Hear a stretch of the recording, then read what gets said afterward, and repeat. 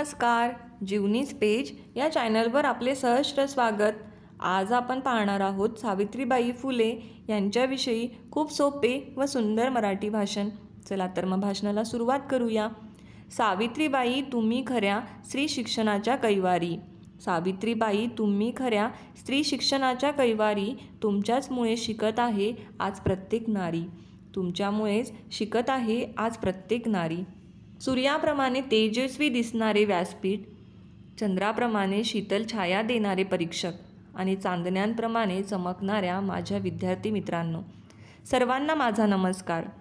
आज मी आपल्यासमोर क्रांतिज्योती सावित्रीबाई फुले यांची यशोगाथा सांगण्यासाठी उभी आहे। सावित्रीबाई फुले या आपल्या देशाच्या पहिल्या महिला शिक्षिका होत्या।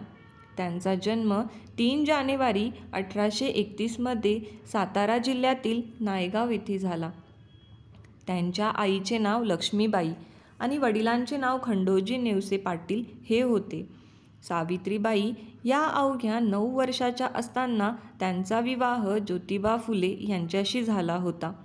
लग्नापूर्वी सावित्रीबाई या अशिक्षित होत्या। ज्योतिरावांनी त्यांना लिहायला वाचायला शिकविले। 1 जानेवारी 1848 रोजी सावित्रीबाई व ज्योतिबांनी पुण्यातील भिडेवाड्यात मुलींसाठी पहिली शाळा काढली। सावित्रीबाईंनी बालविवाह, सतीप्रथा, केशवपन इत्यादी वाईट प्रथांना आळा घातला।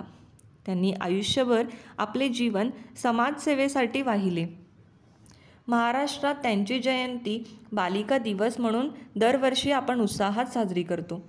दुर्दैवाने 10 मार्च 1897 रोजी वयाच्या 66व्या वर्षी सावित्रीबाईंनी या जगाचा कायमचा निरोप घेतला।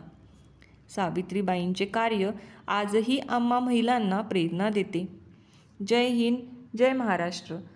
असेच नवनवीन व्हिडिओ पाहण्यासाठी आपल्या जीवनीज पेज या चॅनलला अवश्य सबस्क्राईब करा।